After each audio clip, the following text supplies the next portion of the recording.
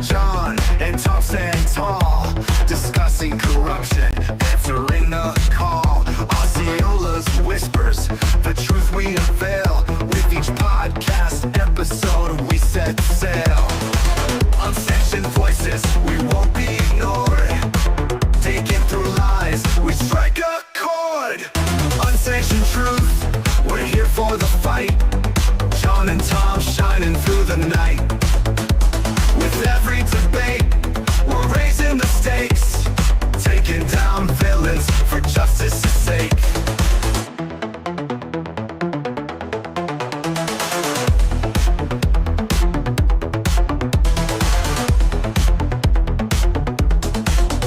Politicians trembling, they know we're awake. With facts on our side, we're here to shake. From local elections to making it clear, together we rise, let's spread the fear. Shining the light, the darkness won't last. In Osceola's depths, we're breaking the cast. Unsanctioned truth, we're here for the fight. John and Tom shining through the night. With every debate, we're raising the stakes, taking down villains for justice's sake. Shining the light, the darkness won't last.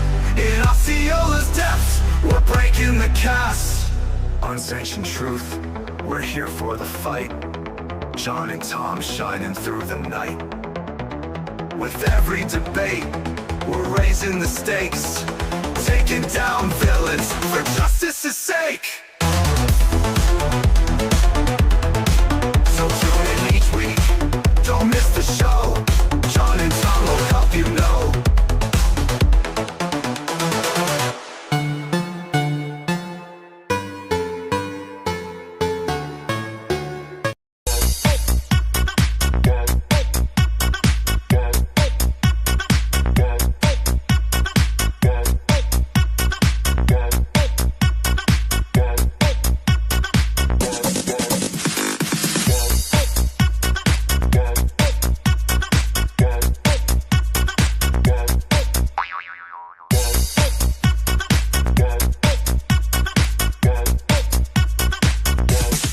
You can get some.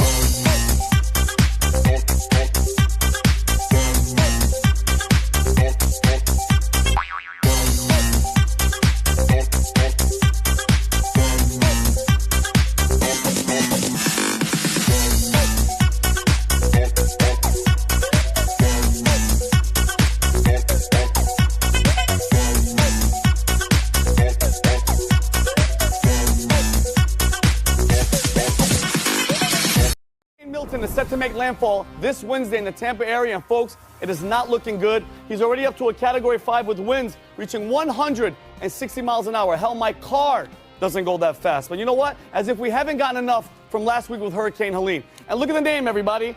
Look at that. Milton. Coincidentally, that's the name of the gentleman that my now ex-wife Helene left me for. He's a Jamaican fellow, and I caught them both having sexual relations in a Hilton parking lot. Yes. She was having sex with Milton in a Hilton. And guys, look at this. Look at this. This is not good. All right? Quick question. I asked it last week. Why are you still living in Tampa? Have you guys not learned your lesson? Look at this. Directly, as if he's coming just for Tampa. Guys, he doesn't like you. So if you're in the Tampa area, don't be. But look at Milton. He looks pissed. All right? He's going to do to you what he did to my ex-wife. All right? He's going to knock you up. He's going to break up your home. He's even going to steal your middle school science fair trophy. Hey, Milton. Why? And not to scare you guys more than you already are, but look at that. What the hell is that? You know what that reminds me of? Remember that song from Rocky? It's the eye of the tiger, everyone's gonna die. Pack your shit and get the hell up out of Tampa. And Tampa, not to add insult to injury, but FEMA just announced that they have no money left to help you because they gave all the money to illegals in foreign countries. All right? And hey, Governor DeSantis, if you're watching this, I have a message for you. I have a great idea. Why don't you rename Florida Ukraine? Maybe then we'll get the funding that we need, all right? And that being said, I think I speak for every Floridian when I say, hey, President Zelensky, Milton, and whoever the hell wrote that freaking Baby Shark song, go f yourself.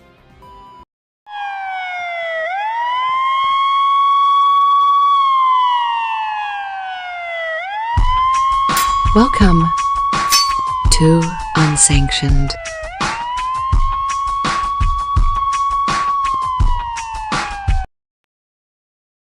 And the water now is really starting to pour over. If you look at the ground, whoa, okay, that wasn't good. We'll probably go inside shortly. I couldn't think of a better guy for that to happen to than that guy right there. There's a top fake news guy, Anderson Cooper, getting hit in the face with a piece of storm debris. And you're right, it couldn't have happened to a better guy. Welcome to another episode of Unsanctioned Florida. This is episode 31, and we are good to go on a great, well, I don't know if we're going to be airing this on Sunday, actually, but on a great day today, we have on this episode, Milton drives weatherman crazy. We just saw that. The funny thing is that video, what was that video from? That's from Valuetainment. That's from Patrick Bet David's website. Jim Accosted is the guy's name. And he did one for Hurricane Helene, too. It was very funny. And actually, right, it's a good idea. Maybe we should rename Florida Ukraine, and we'll get some money to help out the people who are suffering right now through this. Yeah, no kidding. If we were Ukraine, we would be soaking in money right now. Absolutely. And it's just crazy, the idea that people would say that there's no money for these in advance of the hurricane getting here. Yeah. They were saying there's no money, right? There's no money. There's no money. So what a bunch of fools.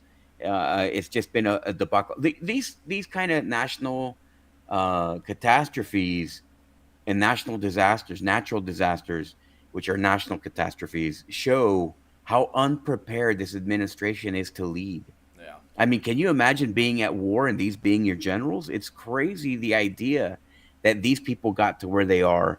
And it just shows you what a corrupt system that we have that puts the most ridiculous leaders forward, I guess. You know, I mean, I don't know what else to say about it. If you ever wondered why they impeached Mayorkas, this is why. I mean, yeah, I mean, and how deserving is it, right? I can't believe that we did not impeach him. I don't know who they would find worse than him to replace him with, but he's absolutely terrible at his job, and this is the wrong stage to prove that to everyone. Yeah, no doubt.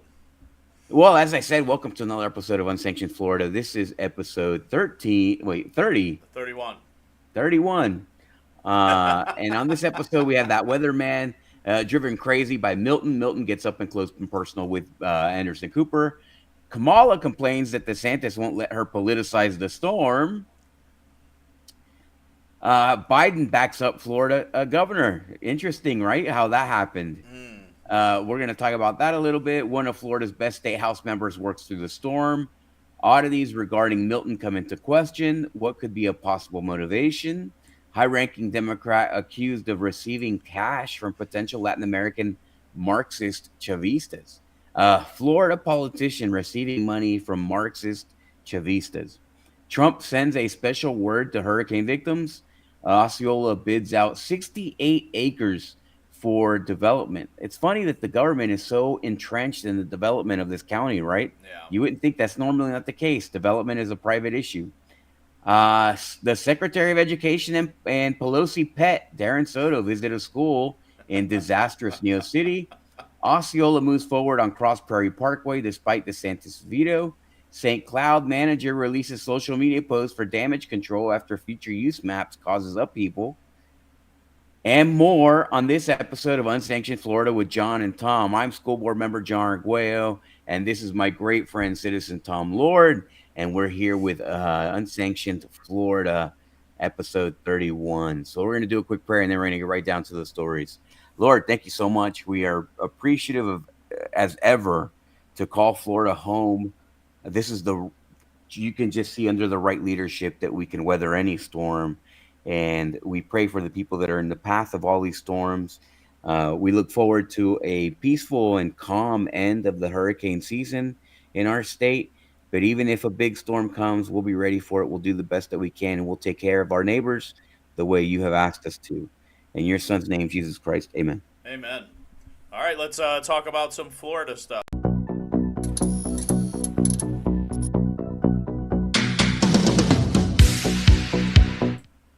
All right, John. So yes, as unbelievable as it may seem, Kamala Harris decided that she was going to come after Governor DeSantis because he wouldn't take her phone call, and said he was being selfish and utterly irresponsible for not taking that phone call.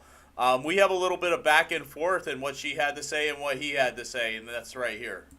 Moments of crisis, if nothing else, should really be the moment that anyone who calls themselves a leader says they're going to put politics aside and put the people first.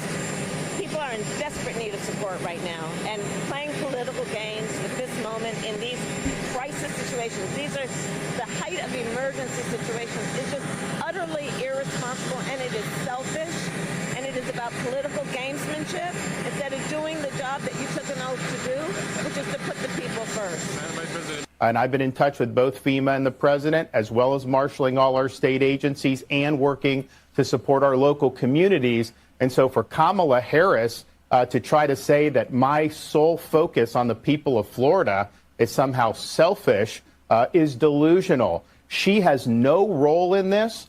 In fact, she's been vice president for 3.5 years. I've dealt with a number of storms under this administration. She has never contributed anything to any of these efforts. And so what I think is selfish is her trying to blunder into this. No. And here's the thing. She has no role. No, she has no role in this process. I'm in contact with the President of the United States. I'm in contact with FEMA director. I'm obviously managing all our state agencies. We're supporting all our local government. And I will say this. I've had storms under both President Trump and President Biden, and I've worked well with both of them. She's the first one who's trying to politicize the storm, and she's doing that just because of her campaign. She's trying to get some type of an edge. She knows she's doing poorly, and so she's playing these political games. I don't have time for political games. I've got people whose lives are on the line. I've got people whose homes and their possessions are on the line, and we are focused 100% on that mission. I'm not worried about playing her political games. And so she is being selfish by trying to blunder into this when we're working just fine. Mic drop. Blunder into it. He's exactly. So I mean, they really kill her with this, right? Number one, in the previous 3.5 years, more than 3.5 years, she's never called about a storm. He's never dealt with her regarding a storm. Why is she calling? She's never showed any interest. She should be in North Carolina digging out people from the hurricane Helene, right? I mean, and so what is she trying to do? Just capitalize like she has some kind of role. He specifically mentioned that she's not part of the chain of command in this process. So there's no role for her. All she's doing is trying to get in the way and muddy up the waters with her presence, and nobody wants that. No, I think this really hurt her. You would have thought that if her call gets rejected, that she would have just kept her mouth shut if she were wise, yes, right? Yep. Like, yeah, okay, listen, hey, we're trying to capitalize on this storm for our campaign. And then what happens? He rejects her, and she comes out in public and bashes him, only to out herself as being an idiot. Yeah. Terrible idea. And Trump did it the right way. I mean, we'll watch what Trump said about this, but Trump did it the right way, just like he does everything. Like he comes out. Some people don't like his kind of the insults or the making fun or the making jokes or whatever, but the fact is everybody can relate, and it's a very genuine type of exchange with the American people that he has, regardless of the medium that he uses. Yeah. And with her, it's just all fake. Yeah. I think we saw here, John, Governor DeSantis handled this just the way he should have. Great job. Called her out. Yeah. By everything that he said and everything that he's done during this hurricane, both of them. I mean, he's Yeah, done a he's been prepped. fantastic job. And yeah, she's just trying to highlight herself, trying to look like she's useful. She hasn't done anything during any other storm. She hasn't reached out like Governor DeSantis said. This is all just for a photo op. It's ridiculous. She's doing poorly. She needs to look good. And we're going to see more of that on the next America show because we're already planning the America show. And yeah, it's just ridiculous the things that she's doing right now. Yeah, she's pretty bad. But she couldn't even get help from President Biden. He wouldn't even back her up. You know, he shot down her claim. This is it right here. Watch this. Does Governor DeSantis need to take Vice President Harris's calls? All I can tell you is I'm talking to Governor DeSantis. He's been very gracious. He's thanked me for all we've done. He knows what we're doing, and I think that's important. I guess he didn't get the memo, John. God, I don't know. Yeah. He wasn't instructed properly. At what point does Joe Biden endorse Donald Trump is what I'm wondering, right? Like that should be coming any day now. He's just not interested in her winning. He has no interest in her winning between putting on the Trump hat at another event, just constantly demonstrating that there's no love lost between them. He knows that she would be a terrible president. The only reason that he would want her to be president is because then he might not be the worst president that we've ever had. Yeah. Other than that, there's no reason for it. And it doesn't look like they have a personal affection for one another. No. He has no interest in her winning. I mean, no matter how diminished he is, you know, the reality is, and I think he realizes this, is that they pushed him out. Yeah. And he didn't want to go out. The only reason why he'd want her to win is so that he could protect Hunter and himself from prosecution, I believe. But they didn't allow him to do that. No. Right? And the reason that they didn't allow him to do that was because if he pardoned Hunter, it would have hurt her in the election as well, right? No. Because then you show how corrupt they are or whatever. So they're not even allowing him to do anything. They already did everything that they could when they moved on from him. They don't want anything else to do with him, and now it's all her, and all of that power they're trying to pass on to her.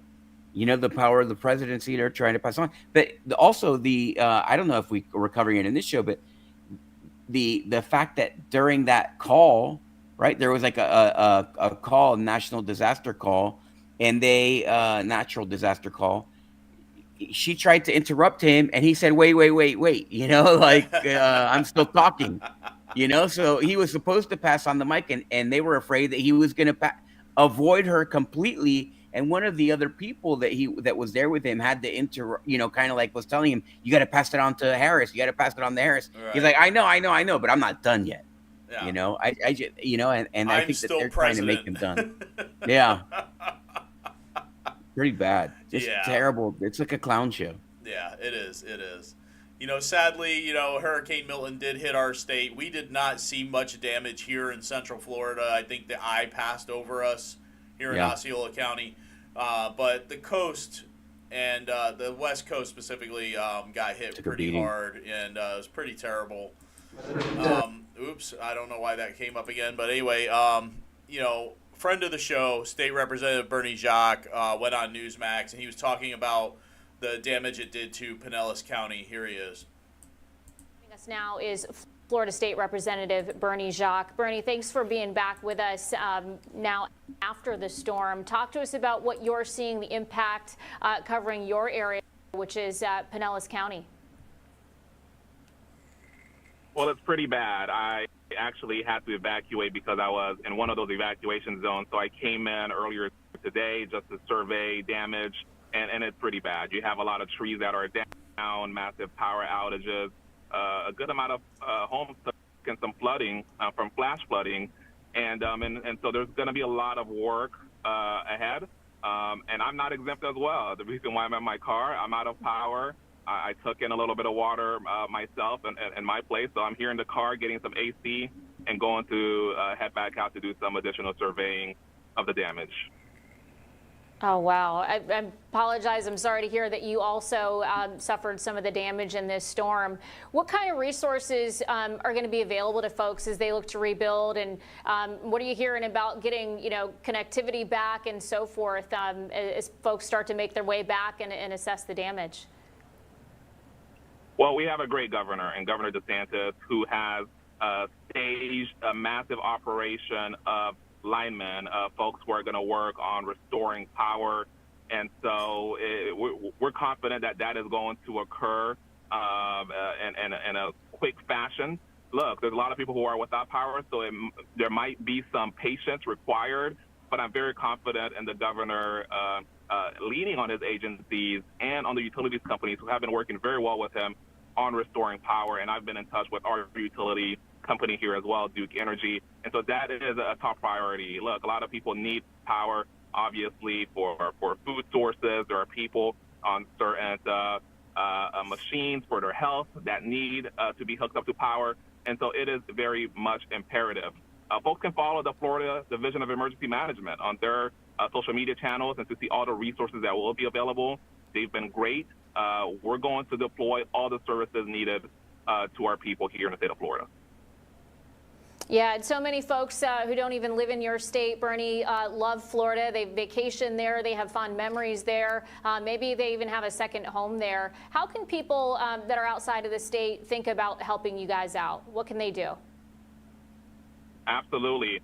We have an organization called the Florida Disaster Fund. It is the official charity arm of the state of Florida that helps restore individuals in times like this. And people can access that and provide a donation by going to the volunteerflorida.org website. That's Volunteer Florida, and that is our state arm that really helps to get out to people where they need the help, whether it's food insecurity, whether it's shelter, whether you name it, any kind of thing that they might need help with to rebound from a storm like this. The Florida Disaster Fund is a great source to be able to channel that through. And so I encourage folks to go and make a donation there. And most importantly, just send your prayers. I mean, a lot of people are hurting right now. We need all the prayers we can get, and I'm confident we will bounce back. I'm hearing from a lot of people that prayers are one of the top requests as they look to rebuilding following these devastating hurricanes. Bernie, before we... Yeah, absolutely. And, we saw, a lot of people lose their power here in Central Florida. Most people have their power back, thank God. But down there, flooding, John, lots of building damage, lots of problems. And hopefully, if you have it, you can send something to help these people because they need it. They need it. They've been through a real monster, boat storms. It's just terrible. Yeah, yeah. Bernie's one of the best, man. He's a hardworking guy. He really represents his constituents well. He's a nonstop. He's an unapologetic patriot. I really like this guy. I can't wait to see him in Congress. He's not running for that right now, but conventional wisdom says that he's going to go further than state rep, and he deserves it, and the Floridians deserve it. So. He's definitely a unapologetic patriot like yourself, John. So hopefully things work out well for them down there. And I wanted to talk a little bit, and we're going to bring this up a little bit about Hurricane Milton. Mm-hmm. At the last Osceola County Conservative Republican Assembly meeting, I brought up the fact that I have lived in Florida for over 40 years, and I know you've been here all your life as well.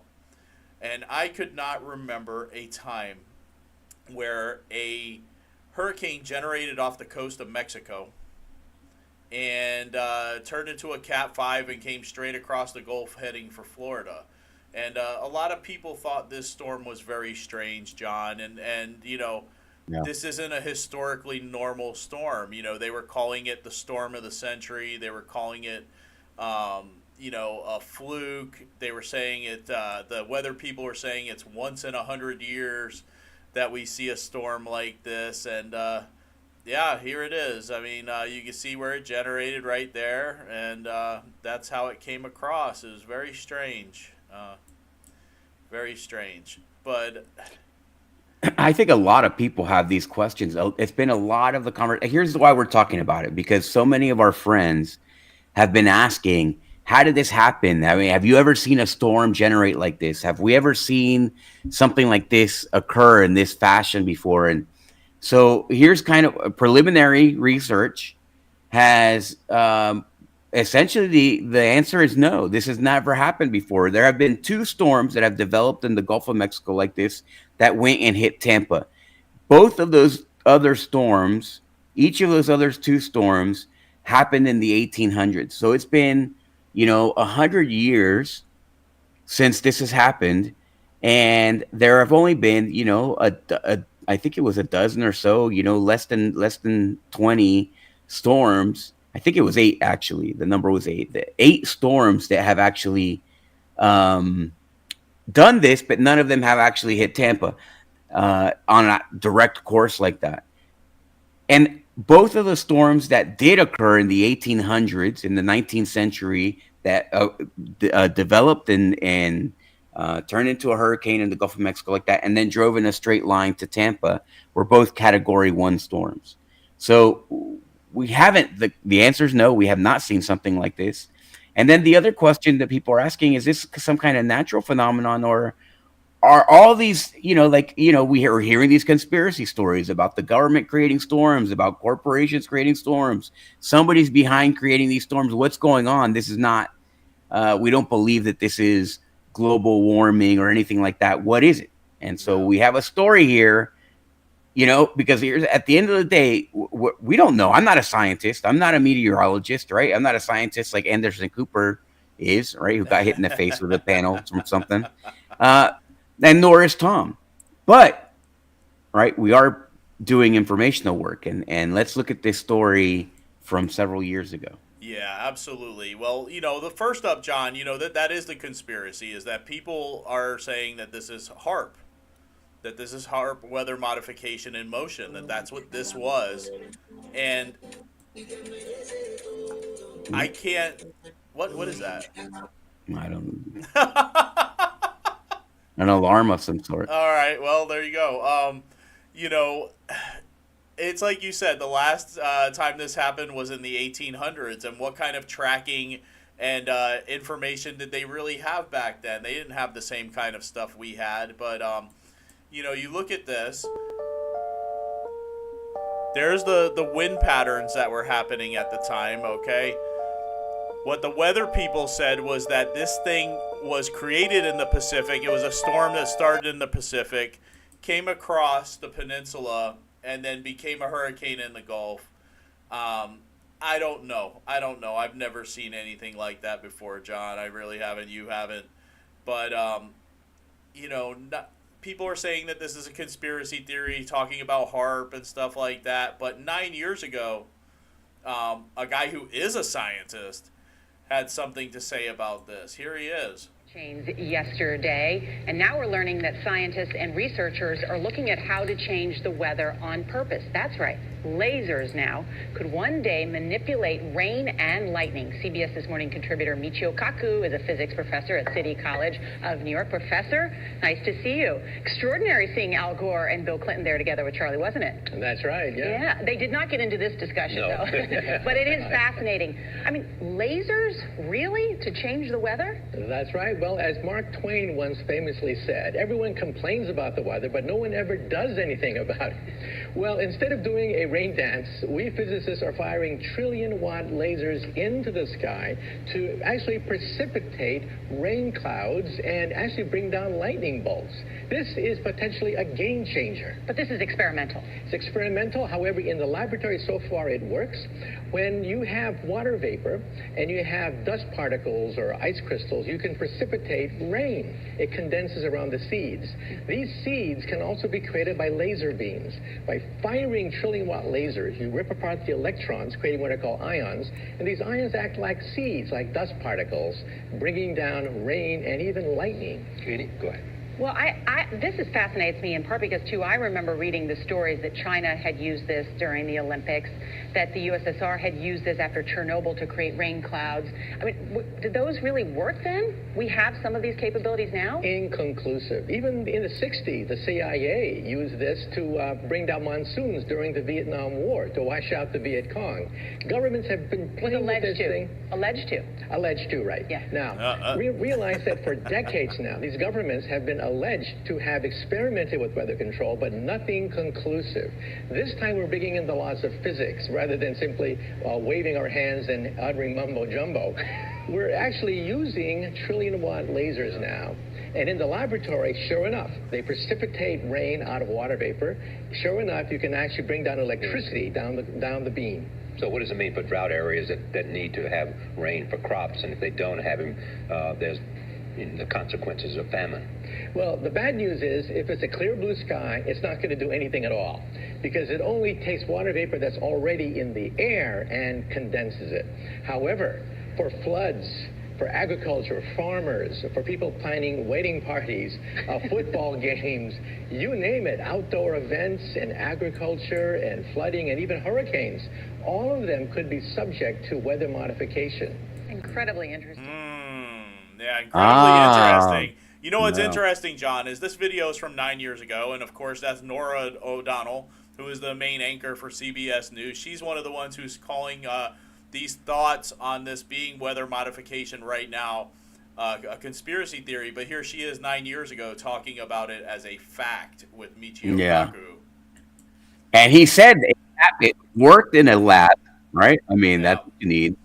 That it allegedly, they say allegedly, the CIA already used this to rain out the Viet Cong during the Vietnam War. I mean, come on.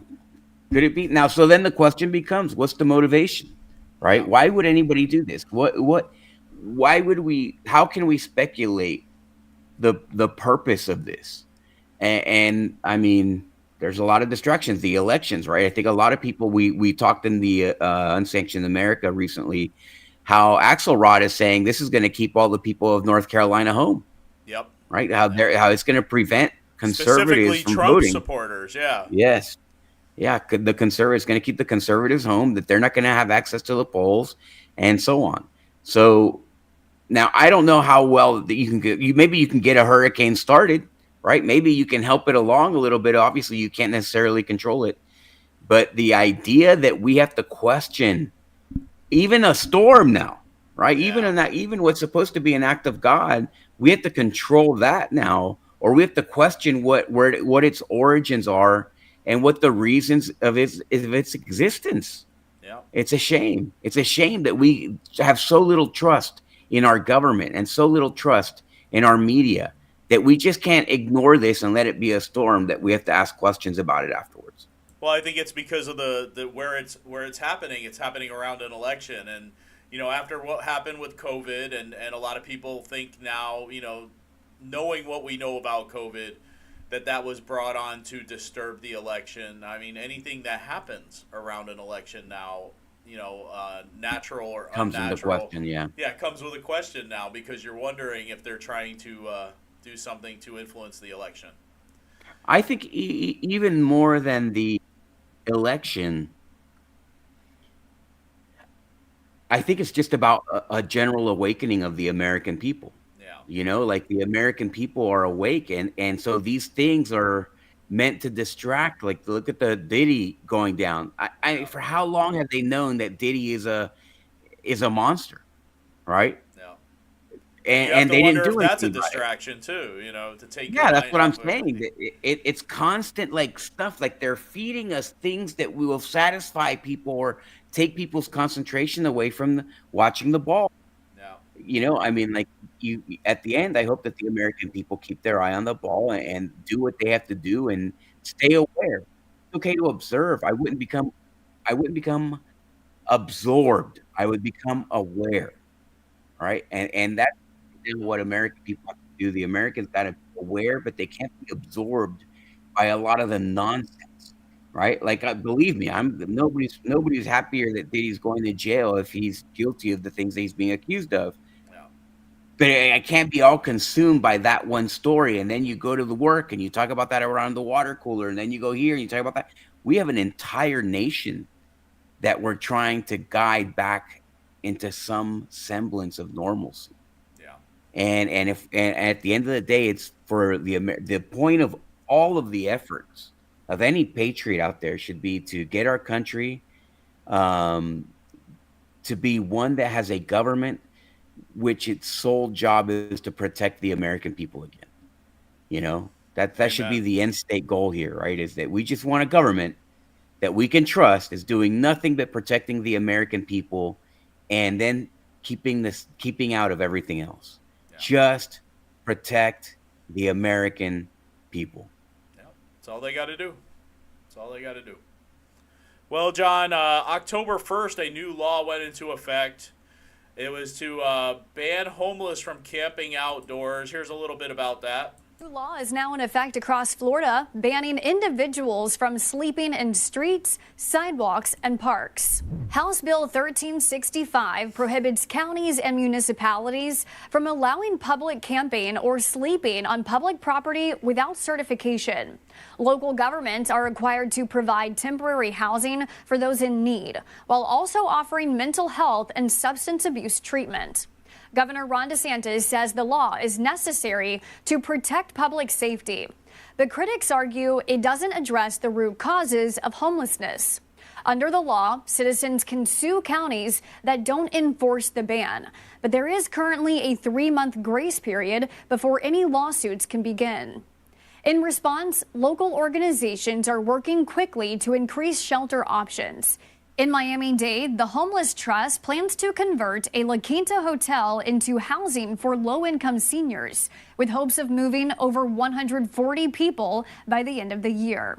Counties are allowed to designate county-owned land for homeless camps if they provide access to showers and mental health services. They must prove they don't have enough shelter beds and ensure these camps don't harm local property values or safety. Many express concerns as to whether the new law will lead to a large surge of arrests. Florida estimates the state has around 31,000 homeless individuals as of 2024. Wow. I don't know what the answer is to this, John. I mean, I think, yes, if this is the law, it has to be enforced. You know, what else are you going to do with these people, especially if they're soliciting in front of businesses, being in places where they don't need to be? Yes, there has to be consequences. I don't know. What are your thoughts, John? I mean, they're trying to combat the homelessness problem and that cities run by Democrats are creating. Yeah. You know? And in Osceola County, we have a horrendous homeless problem, and they're not doing anything to resolve it. But the interesting thing is, look at all of these politicians getting millions and millions and millions and millions of dollars to fix the homeless problem, and they're not resolving a single homeless problem. Right? They're just making it worse, and they're attracting more homeless. So the question is, what is this money? Basically, it's money laundering for people who are in these homeless organizations, like homelessness organizations, given by politicians who are giving money to their friends. And there's millions in Osceola County. Millions have gone to combat the homelessness problem by these Democrat county commissioners and so on, and nothing has happened. Not a single thing has been improved. So now they're getting them off of this public land and whatever. And I think that basically here's what's going to happen in Osceola County is that this is going to push all of these homeless people into private land, right? Because the law doesn't address that. So they're not going to sleep on our sidewalks. Okay, we don't have that many people sleeping on sidewalks. What we have is encampments. And now they can't be on public land owned by the county, right? Okay, well, fine. That's something that probably Mary Jane Arrington and all of her, troll kids can support. But when they do, at the end of the day, they're just trying to help themselves. They're not trying to help the homeless here in Osceola County. No. And so that's, I don't know how it's going to work in other counties. In Orange County, it's going to be also pretty bad. You're not going to see people sleeping on the sidewalk. Okay, well, what happens? And what are they going to do? And that brings us into the sheriff debate right here in Osceola County. Yeah, and we're going to get to that later on in the Osceola County segment of the show. But Yeah, I don't see Orange County really enforcing this because you go to downtown Orlando, you see homeless people everywhere, and they have squares Yeah. that they're allowed to stand in and beg you for money.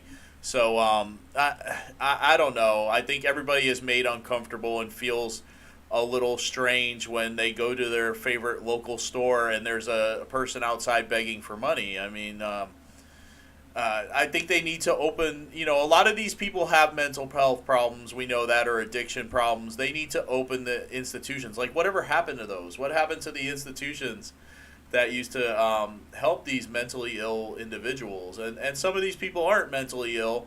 And if they're not mentally ill, then yes, they need to get back into the workforce. They need to work. They need to find a job.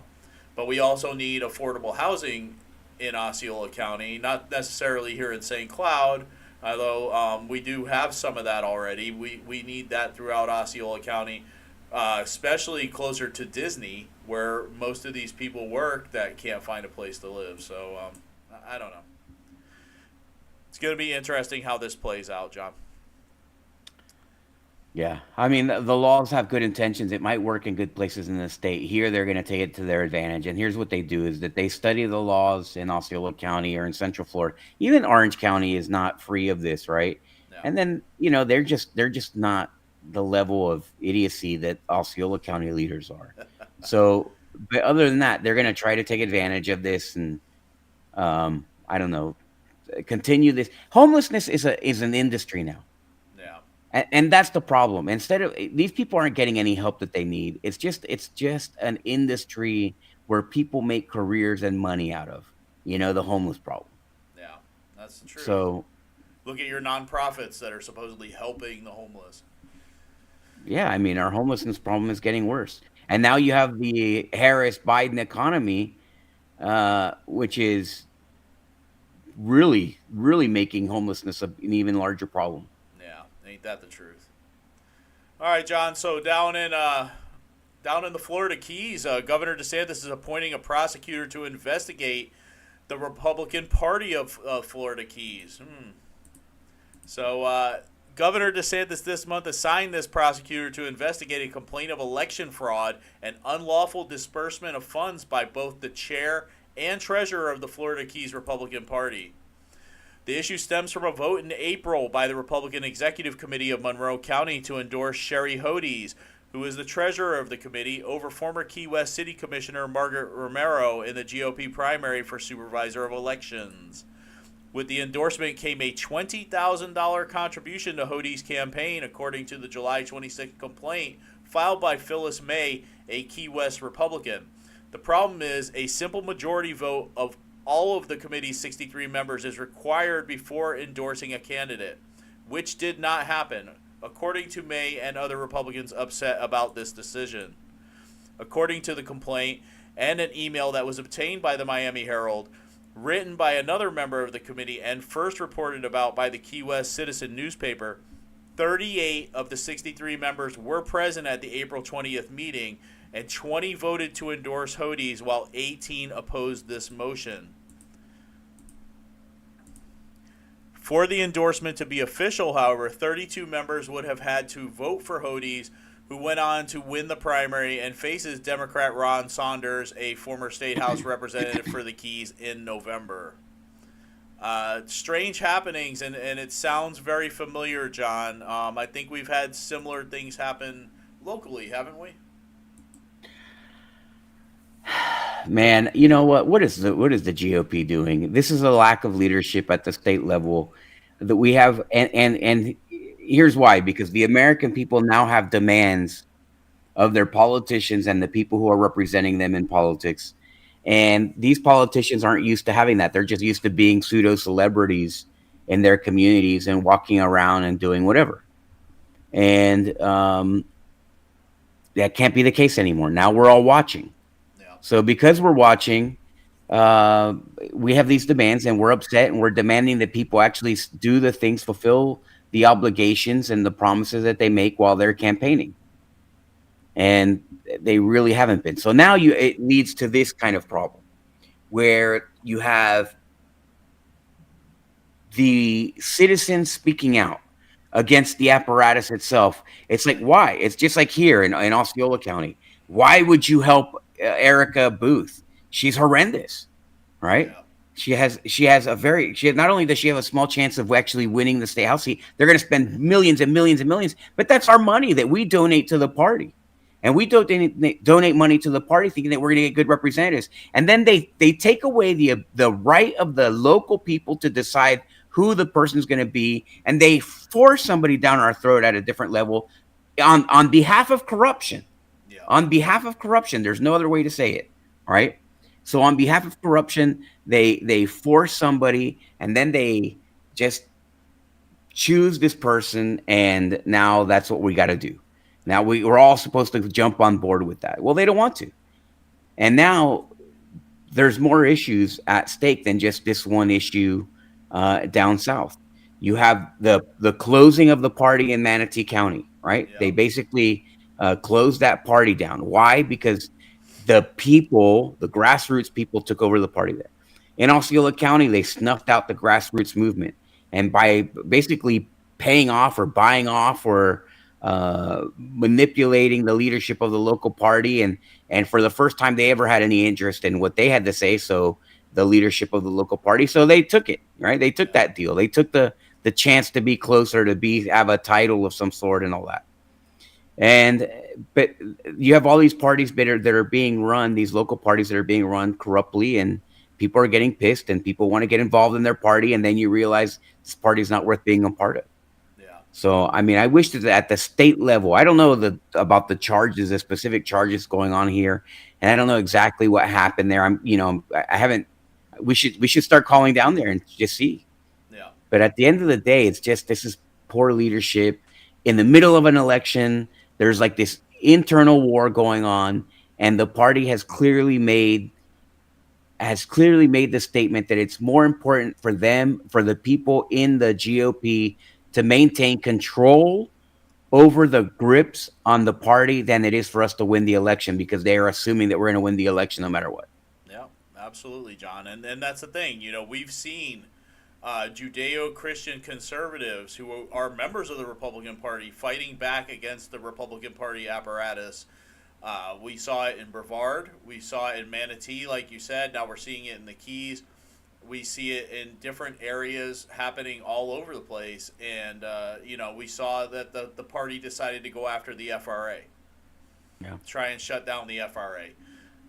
This is not going to end well. And I'm very curious to see where this goes after the election. Because I know right now everybody's trying to play nice, or at least seem like they're playing nice as we go into the election. But it's going to be interesting to see what happens after the election. So. Mm-hmm. All right, yeah. John. So, Democrat Annette Taddeo linked to campaign cash from alleged Chavistas. If you don't know who Annette Taddeo is, she was a former House representative, I believe, right? State senator, yeah. So, Democrat Annette Taddeo, former state senator who's running for clerk of the court and comptroller in Miami-Dade, has received campaign cash from alleged Chavistas via her political action committee. According to public records, Taddeo received $26,000 from Miguel Mawad and two other family members to Taddeo's PAC, Accountable Miami-Dade. Taddeo is the chairwoman of the PAC and uses it for her campaign for Miami-Dade County Clerk of the Court and Comptroller. Specifically, one donation made by Miguel Mawad, who's listed as the owner of Juventus Academy in Miami, was $12,000. Other contributions under the address include a pair of $3,000 donations from Jespa Mawad and Tanya Mawad. Miguel Mawad has been mentioned as a top Chavista contributor. Reports also say he currently lives a lavish life in Miami and Miami Beach, showing himself on yachts and private planes. Very nice. Previously, Mawad was investigated under the Trump administration for alleged irregularities through the Economic and Social Development Bank of Venezuela, or BANDES, although Mawad has not been sanctioned by the U.S. government for money laundering or corruption. Taddeo is challenging Republican and current Miami-Dade clerk and comptroller Juan Fernandez Barquin After serving as a state senator for the 40th District from 2017 to 2022, she was defeated by Republican Maria Elvira Salazar in Florida's 27th congressional race, and hopefully she'll be defeated again here, John. Yeah. I mean, the idea that we can have a politician being supported by this Marxist group, the Chavistas, which is basically the governing party of Venezuela right now, it's just crazy. You can take money from somebody who supports the Chavista government. They're telling you that they're communist, that they're Marxist. And for her to take that money, I mean, I don't know. I don't think that the Cubans in Miami are going to be supportive of that, to be honest. I think that they hate communism. They understand what communism does to a country. They're basically, they were all refugees at one point because of the communists in Cuba. And now, I mean, I don't know. So I don't know how that could be positive at all. No, not positive at all, John. Not at all. I'm glad she lost her race for the Congress. That's for sure. Yeah, and I think she's on track to lose again. Let's So hope. before we go on to Osceola County, John, we have this special message from President Trump. Hello, Florida. This is President Donald J. Trump. Melania and I are praying for you as you face the aftermath of Hurricane Milton. We are deeply saddened by the devastation being reported, and it sounds like it's as bad as it gets. And we feel so sorry for you, and we want God to be with you, and we know God is with you. Our hearts go out to each and every one of you. To those who've lost so much, know that you are not alone. We've seen you stand tall against storms before, and you will stand tall now. And hopefully on January 20th, you're going to have somebody that's really going to help you and help you like never before, because help is on the way. Together, we will rebuild, we will recover, and we will come back stronger, bigger, better than ever before. Please keep your faith, hold strong, and look out for one another, because the sun will shine again over the beautiful Florida that we love so much. I live there also. We love it so much. You're in our thoughts, and together we will come back better than before. You're going to be better than before. And just keep your chin up, and God bless you all, and God bless the great state of Florida. Your governor is doing an excellent job. I've been talking to him and watching. Ron is doing a really good job. We're proud of him. And we're going to have something very, very special in the end. I think it's going to turn out a lot better than people thought. But this is a big one, so be very, very careful. Thank you very much. Come on, guys.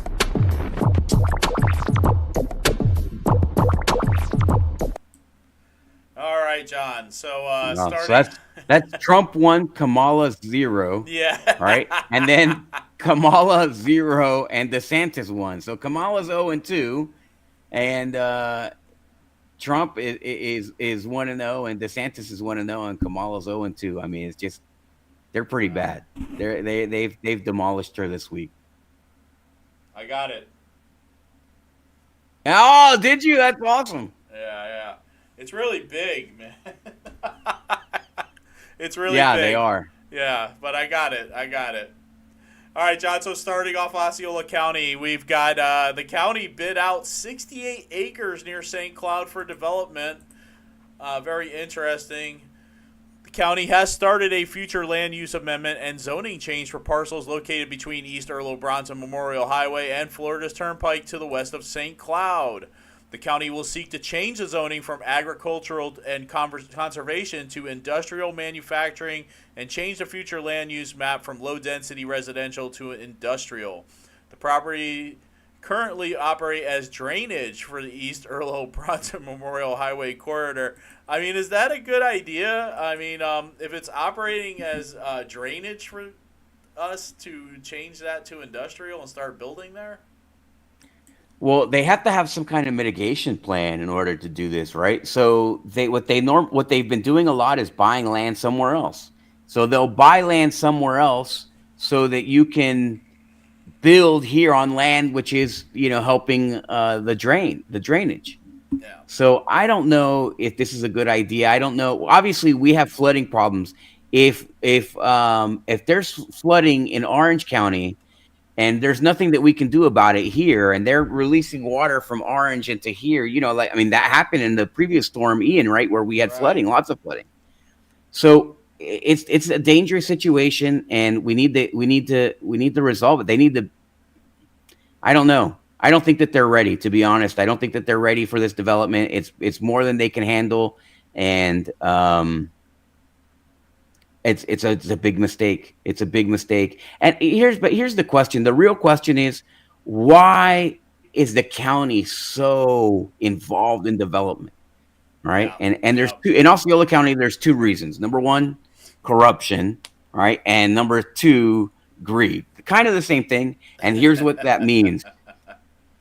They give their friends, they control who gets these projects, right? A lot of the cases, they control who gets these projects, right? Like their famous low-income housing partner that they give a ton of projects to, right? They sell land, they give all these incentives, they do all this, all this aid to developers when they like them and when they give contributions, political contributions. So, I mean, why is the county so invested in giving land for development? I don't know, but it's certainly is it a good idea? It's never a good idea when you consider who our county commissioners are. Absolutely, because then you have to think about when have they been successful at anything, Right. anything. Right, at anything. I'm definitely not against industrial coming in, especially if it's going to create jobs. But choosing a place where it's designated for drainage from flooding and knowing that our county commissioners are behind it, it's kind of hard to believe in. So I guess we'll see what they plan to put there. It's going to be interesting, John. But talking about disasters that our county has created, national and state leaders tour Neo City Academy in Osceola County. This is interesting. Let's watch this, John. This afternoon, leaders in education visited Kissimmee today and toured Neo City Academy. The U.S. Department of Education recognized that high school as a 2024 National Blue Ribbon School. More than 500 advanced STEM students were in attendance. And Channel 9's Sam Martell joins us live. Sam, leaders want students to continue to pursue careers in science and math. Yeah, Kirsten, they do. And for a high school education, this is the place to do it. Here at the Neo City Academy, it has innovative programs with a real-world focus and a 100% graduation rate. It's something education leaders are noticing. U.S. Secretary of Education Miguel Cardona and U.S. Congressman Darren Soto toured the halls of Neo City Academy in Kissimmee today. The highly ranked public magnet high school offers engineering, artificial intelligence, and biodesign as a few of the programs students can study from 9th through 12th grade. We saw everything from biology to engineering and robots to AI. The future of both education and the economy is happening right here at Neo City. This school is a resource leaders want students to dig into as careers in science, technology, engineering, and math become more in demand. This is what's right about public education in this country. When you have industry partners recognizing that the students here are their future professionals. Education leaders saw firsthand what makes the academy unique. A maker lab, which is typically only seen on college campuses, is available for students to use for any project. It houses wood-making tools, art supplies, as well as 3D and laser printers. We saw the Biodesign Skills Lab as students were working hands-on through a biology project, as well as the Robot Lab, where students learn first-hand skills to build the machines. I have complete confidence in the future of the students, the future of the school, but also the economic stability of this community because Neo City. Now, the school is very clearly hands-on and helps students be set up for success, like with internships. So, for example, Congress is funding internships for these students to work at the Skywater Semiconductor plant, which is just across the street from the academy. Live in Osceola County, Sam Martello, Channel 9 Eyewitness News. All right, John. So it's funny that the most successful thing to come out of Neo City is a school. And I'm glad the school is doing very well. But, John, during the pre-show, when we were talking about this story, you gave me some interesting facts about Neo City Academy that I didn't even know. You care to share those with us, John? Yeah, so essentially, first of all, I got to talk about Miguel Cardona. He's the most embarrassing Hispanic on the planet. I'm ashamed that he and I share a vowel in our names. This guy is an absolute moron of the highest caliber. And I'll tell you why. Number one, when he came to the last time he came to Osceola County Schools, and Melendez, the spineless wizard over there on the school board, was drooling all over him, drooling all over his shoes. The guy had to have his shoes cleaned twice because Julius was drooling all over his shoes. The only thing that he spoke about was transgenderism. That's all he spoke about, was transgenderism and whatever. And I guess that's out of mode now, right? That's out of style now. So now he's talking about whatever's going on, at Neo City. Well, Neo City is a good school. And why is it a good school? Because it's essentially a private school. They get to pick, the principal gets to pick who goes to the school. They hand select the students. So who goes to that? All this county's best students, smartest students go to Neo City, and politicians' kids like Heather Cahoon, another, imperfect person, will say, sends her kid to Neo City because she's a politician, so she can get their kid accepted there. So she gets the privilege because she's elected to put her kid in that school, and that's what they do. It's a private school. So yeah, it's going to be good when you can hand select your students. I mean, what organization wouldn't be good if you can go when you can hand select your students? It's just, I don't know what they're thinking. I don't know what they're thinking when they say these things.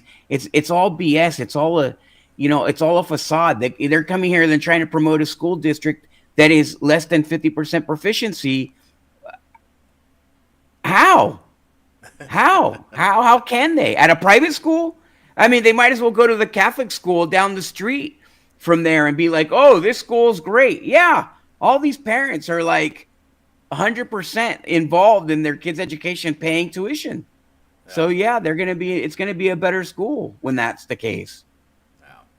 I just, this guy is so dumb, and he's not afraid to look dumb. And Darren Soto, Pelosi's pet, is they're shameless. These guys are shameless. That's all. They have no shame, and it's all a facade, and they love to trick you. And I just never take it. Never accept it. No. Never accept their trickery.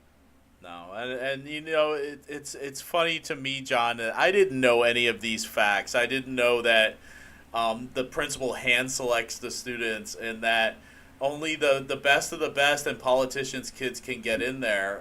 No wonder why it's doing so well versus the other schools in our district. And I think many people do not know these facts. They just assume that this is just a success because it's Neo City Academy. But yeah, I guess when you go to put your kid in there, or you try to, you find out the hard way. And I guess they're counting on the fact that many people won't do that. They won't try and put their kid in there, for whatever reasons, have transportation or whatever, how bad it is to get across the county. So. Well, there's a process for getting selected to go to that school, right? But at the end of the day, I've known people that have applied that have been more than qualified to get into that school through their grades and everything else. They've been tremendous.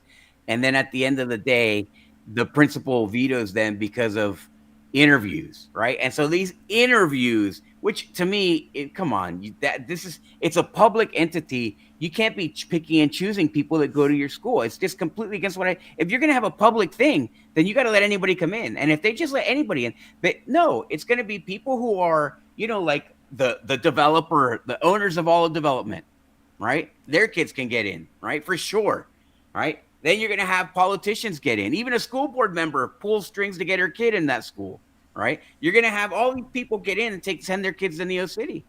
Well, great. That's really great. Yeah. But it's supposed to be a public school, so it would be an even better school without their kids in it, But it's just BS, man. Yeah. It's all... Spineless wizard, man. Spineless wizard. He's a spineless wizard because I can't wrap my brain around how spineless he is. So it's like magic. As soon as you said that, I started having these memes pop up in my head that I could create, of a spineless wizard. We'll have to see what I can draw up from that. But anyway, I love that. I laughed for a few minutes on that one. Despite DeSantis' funding veto, Osceola County allocates millions to extend Cross Prairie Parkway. Very interesting story. Let's watch this. The quietness, the community, we are spread apart, but we're very close. But Nellie Hernandez, who moved to this area east of Lake Toho 4 years ago, says growth and development threaten that way of life down here. It's why she chairs the Osceola Action Committee, a political action committee registered with the state. It came to be with a bunch of neighbors coming together with the concerns of how the community was evolving. One of the big concerns, the roads are not keeping up with all the new developments and new residents. We are in a position that we have to find ways to defend ourselves, to get home, to get to work, to get to whatever our destination is. While traffic is bad in many locations in Osceola County, here just east of Lake Toho and west of Florida's Turnpike, they only have one way in and one way out. And as you can see, that one way in and out is clogged, causing concerns about emergency response. We need it. We need a second way out. Osceola County is working on a second way out. This is where Cross Prairie would meet. By extending Cross Prairie Parkway. Right through here. It's about 3 miles or something like that towards Tahokwa. The project, split into 2 sections, extends the road from just west of the C-31 canal down to Nolte Road near the Turnpike, and then from Nolte Road down to Clay Whaley Road near Kissimmee Park Road, where Nellie and her neighbors need help. It does alleviate a way in and way out in the sense of if an emergency was to happen, we'd have other ways to think of how to get out of here. But getting the project started hasn't been easy. This past summer, Governor Ron DeSantis vetoed $6 million for the project in the state budget. Unfortunately, they went that route and it still got vetoed because we were expecting that. But thankfully, now they have money allocated for that Cross Prairie extension. Yeah, despite the setback, county commissioners last month approved a capital improvement plan, allocating $5 million for right-of-way acquisition in fiscal year 2025. And a whopping $50.4 million for construction to begin in fiscal year 2026. That money would be used to connect the road from the C-31 canal to Nolte Road. The connection down to Clay Whaley is dependent on developers to build. Nellie and her neighbors don't oppose development, they just want it to make sense. We love growth. We love the fact that people are coming in and joining us into our community. But we would like to do it safely and efficiently and smart and all the things that matter for the living of everyone around here. She's just hoping that as fast as these developments are built, that second way in and out would be built just as fast.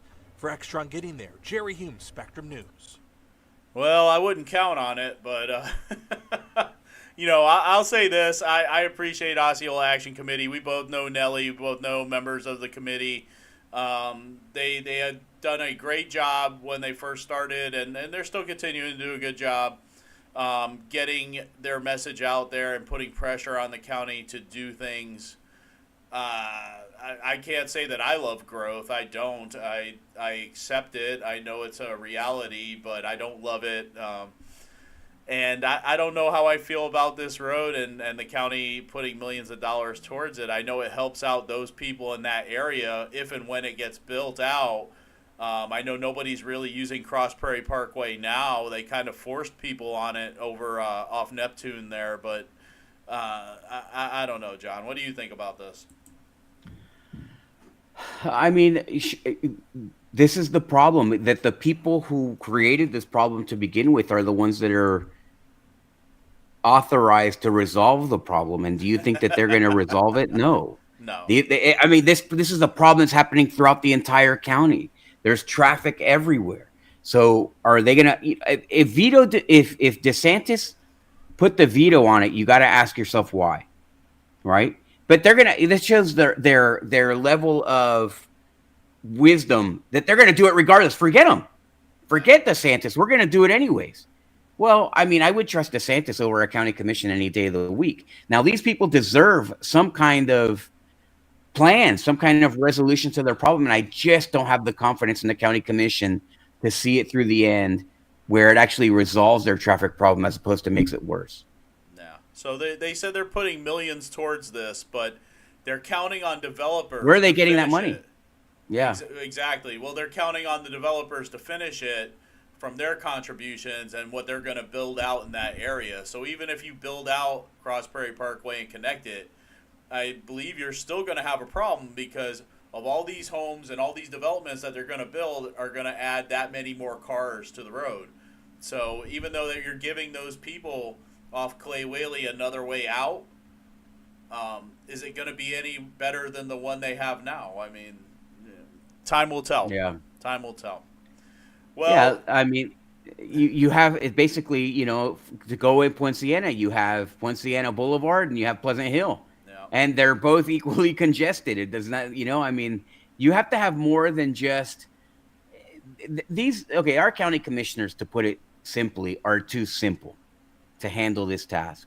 There's too much at stake. And our county, what's his name? Don Fisher, the county manager, he's proven that he cannot resolve a single problem. No.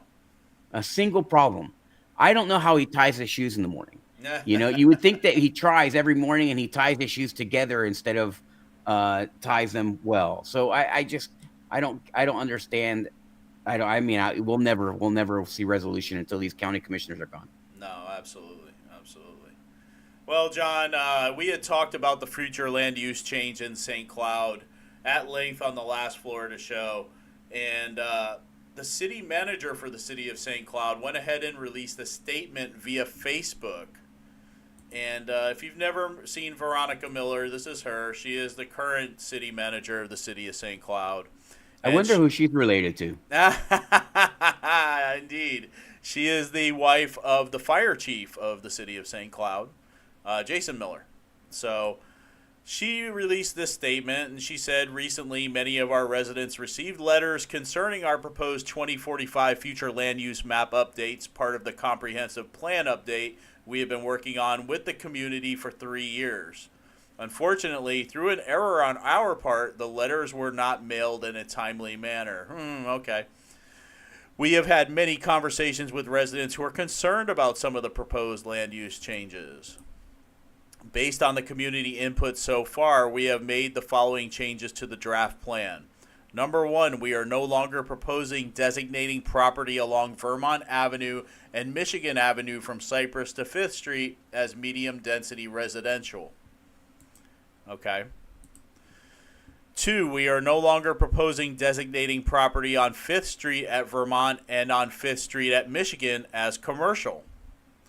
3, for Florida Avenue and Lakeshore Boulevard, I've requested an ordinance that would create a 2-year moratorium on commercial rezonings here.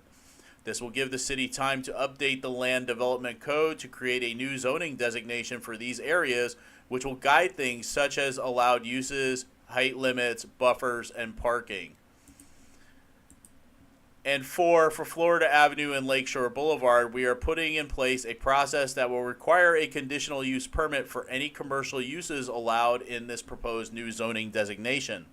The conditional use permit process allows the city to put conditions on the permit to regulate such things as parking, noise, and hours of operation. It also enables the city to maintain the neighborhood's character and to add conditions to address issues that arise. Public comment is part of the conditional use permit process, and I'm not seeing much change here, especially regarding what the community has said. You know, she says here that they listen to community input, and this is the changes that they're making. Property along Vermont Avenue and Michigan Avenue from Cypress to 5th Street as medium-density residential. Okay, so what is it going to be designated now?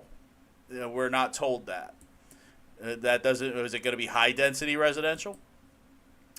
Not designating property from 5th Street at Vermont and on 5th Street at Michigan as commercial.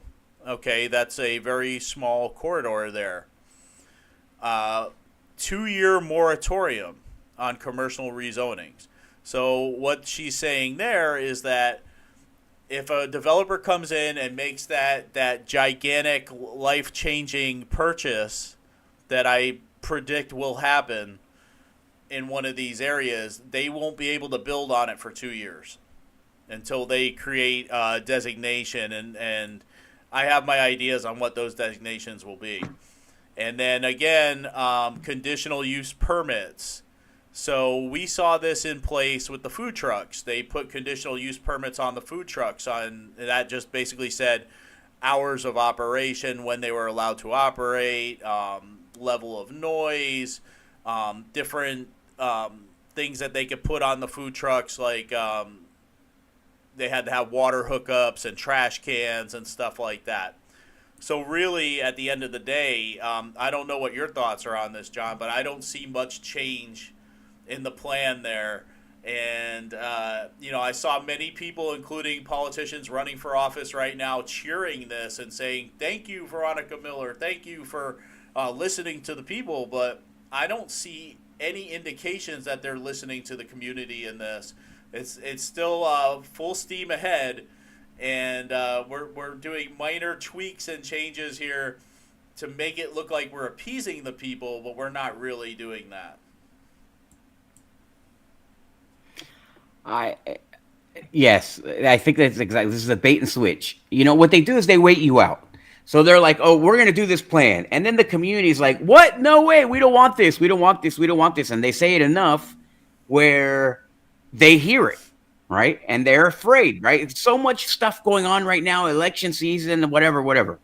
Well, what happens is the citizens, the voters have such short memories, and the corruption has a long memory, right? It has patience. So they just wait until people forget, and then eventually they're going to come back to do it. They have a goal for the city, and the goal is not to make the citizens of St. Cloud happy, especially in the grid. The goal is to get the people in the grid to leave so that they can come in and redevelop the grid. Yes. That's what they want to do. The future is to get rid of everyone who lives in the grid, to get rid of the grid the way it is now, and to have a new vision, which they don't want you to know yet, because everybody would be offended. Then you'd vote somebody out. Then you'd elect somebody who lives in the grid. No, what they're going to do is help people who, if they live in the grid, they'll only get elected if they're part of the deals that are going on. Yeah. And they will. And so that's kind of what the situation is, that they'll wait you out. They'll wait till you forget about it. Then they're going to sneak it up on you again. They're going to put, it says, well, we had this. Then they're going to do a public hearing, of course, which they're required to do. The public hearing is going to be poorly notified in, like, what is it? The orange peel newspaper or something like that.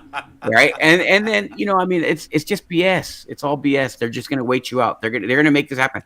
There's only one way to change the direction that St. Cloud is going in, and that's to remove the people in charge of it. Remove your county commissioner, remove your city councilman. You got to pick ones that are on board, and then you got to pick people that won't be bribed or threatened or whatever. That's what you got to do. I mean, otherwise what's coming is coming. Yeah, absolutely, John. And 2 years ago, I was warning people about that this was happening. The seaplane base is all tied into this. And it began with the logo change. It began with the logo change when they wanted to get rid of small town life and make you forget about that.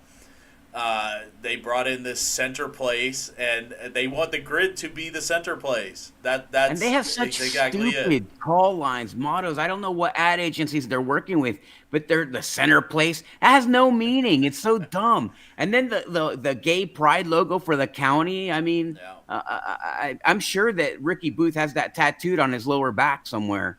But this stuff is just dumb. It's dumb, and there's no sense to it. They have a vision. They don't want you to know about it. All these elected officials, they have a vision. They don't want you to know about it because it's dumb. And of course, why would they do it if it's dumb? Because they get rich from it. They benefit from it. It's what they want. But when you allow somebody who's untalented to choose the direction in an entire community, then you have places like Poinciana where you can't get in and out. And places like we spoke about earlier in the show. Absolutely. So, stay tuned on this. People, residents of St. Cloud, you're going to have to keep fighting against this because it's going to keep coming back. As you see, they haven't changed it very much. They made small, tiny tweaks to try and make you think that they made big changes, but they haven't.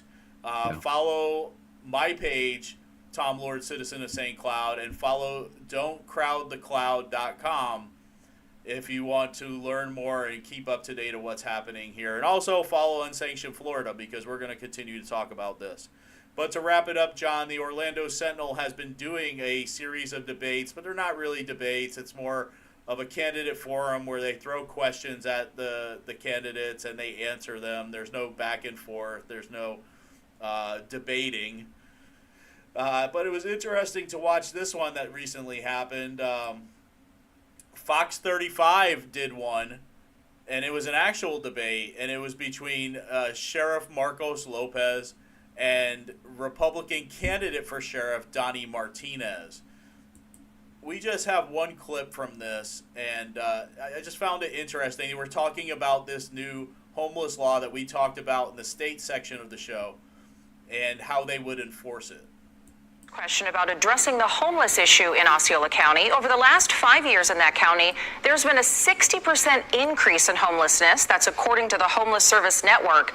And on October 1st, a law that makes it illegal to sleep in public took effect in the state of Florida.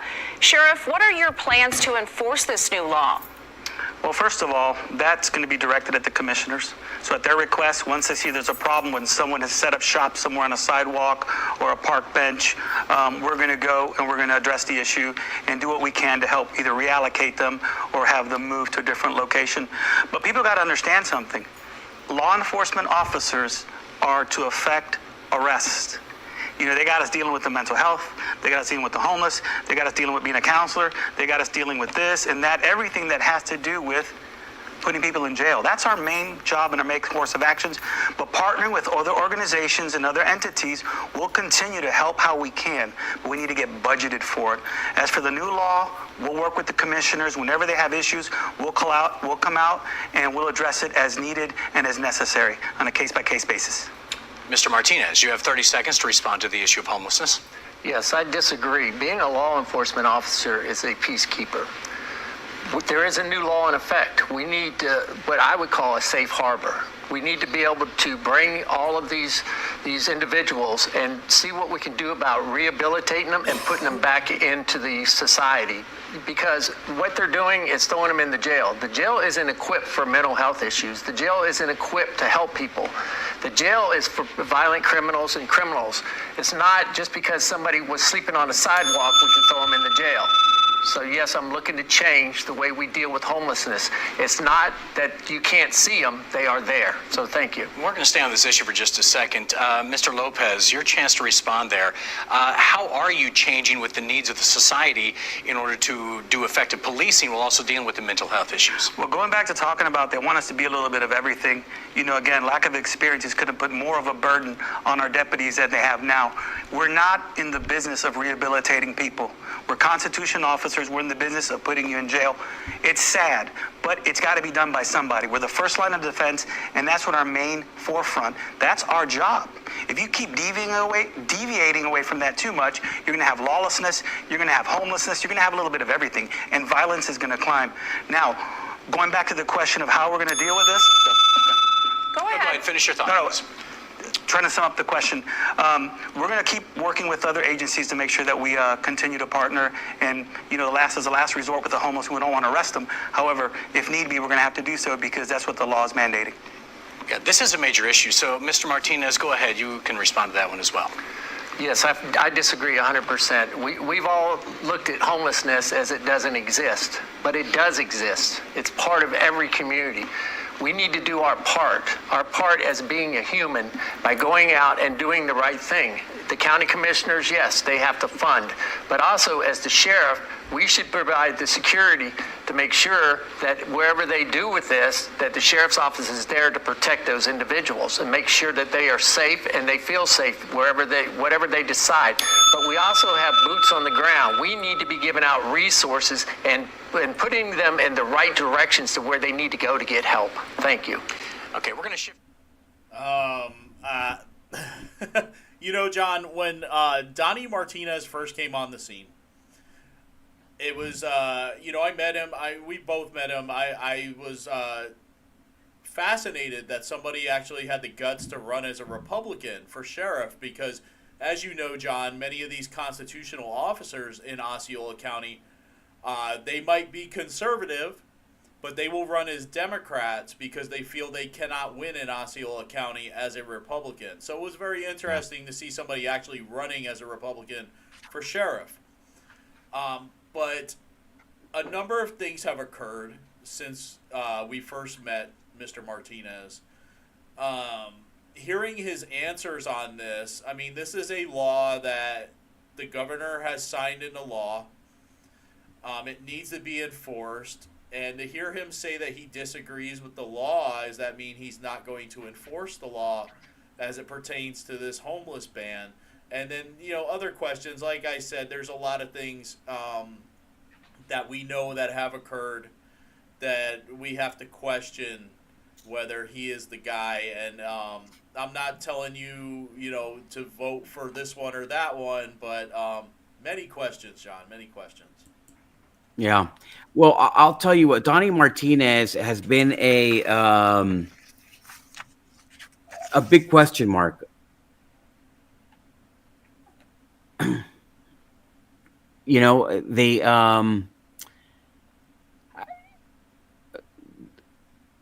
sorry, I thought there was like a freeze there. So listen, Donnie Martinez has been a quick question mark. Number one, we didn't know how Republican he was, right? But he came to the FRA, he went to the meetings, he started going to FRA groups, but then he sponsored the Pride Parade for St. Cloud. And I think a lot of people were upset by that. And then they talked about abortion, conversations with abortion, and he didn't really have some pro-life views from what I understood, and that didn't play well with a lot of Republicans.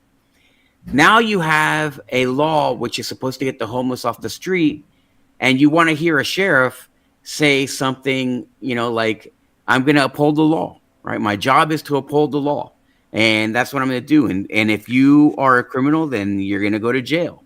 And that's what Lopez is saying to some degree, right? And I get the sense of compassion and whatever that Donnie's trying to show here, and I agree with that. You want to show compassion or whatever, but at the end of the day, we want to know that you're going to uphold the law. You're not going to be somebody who thinks that they're above the law. Well, the one law that he said that he didn't support was our Second Amendment, because he went to Hopkins Park. I went there. I spoke at Hopkins Park, and he spoke after I did. And see, he said that we shouldn't have AR-15s. And for me, that was like, okay, well, I hear you say that you're gonna violate our Second Amendment, or you have thoughts that are against our Second Amendment. That drove the Republicans in the room crazy, right? And now he's saying that he's not going to uphold this law. He'll uphold a law that bans our AR-15s, that bans our Second Amendment, right? But he's not going to uphold the law for homelessness. Now, all that sense of compassion, whatever, just seems like he may have registered as the wrong party by accident. I don't know. Yeah. I mean, so many questions about him, and I don't know, John. I don't know. I saw that the registration where he put his name on the Pride in the Cloud event. That made a question. I heard about what happened at the CDF meeting. That put another question up there. Hearing about this and what he said at Hopkins Park, another question. And then just the facts that you know about Donnie going into it, and that the fact that he has no law enforcement experience whatsoever. He just graduated the academy right before he decided to run. And he self-admittedly said that he was the oldest cadet to ever graduate from the academy. I don't know, John. I'm not telling someone to support Democrats. I'm not telling somebody to support this Republican.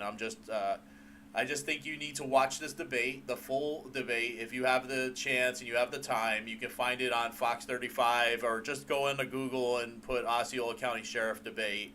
You'll be able to pull it up. Watch this debate and really base your vote on what you know. Do your research, and I think if you do your research, you'll figure it out. I'm not going to tell anybody to vote for a Democrat either, right? I'm not going to say vote for a Democrat. But like, if you look at the situation, is we want is leadership that is responsible, responsive, honest, corrupt-free in Osceola County, right? They may not be the most conservative person, but certainly in terms of the sheriff's race, I'm not sure who's more conservative, Lamarco Lopez or Donnie Martinez, or Right. Martinez is how he pronounces it, right? Yeah. I don't know who is the more conservative one. We would like to hear that from Donnie. Donnie, who's the most conservative? So I'm not going to tell anybody who to vote for in this race. I'm just going to say, yeah, watch the debate and you judge for yourself.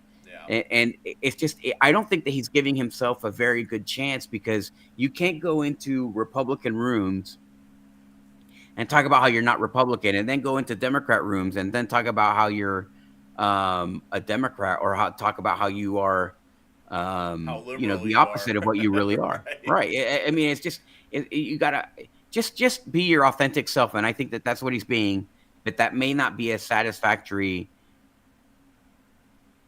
outcome in terms of an election. Right. Yeah. His authentic self may not be, I'm glad that he's doing it. He seems like a good guy, but that authentic self may not be what people want in terms of a sheriff. Yeah, I don't and know. I think the best thing that they could do is for these constitutional officers, for their elections, Nonpartisan. Nonpartisan, absolutely. Yeah, constitutional supervisor of officers should be elections nonpartisan, should be yep. nonpartisan. The sheriff should be nonpartisan. Yep, the clerk of court. Yeah.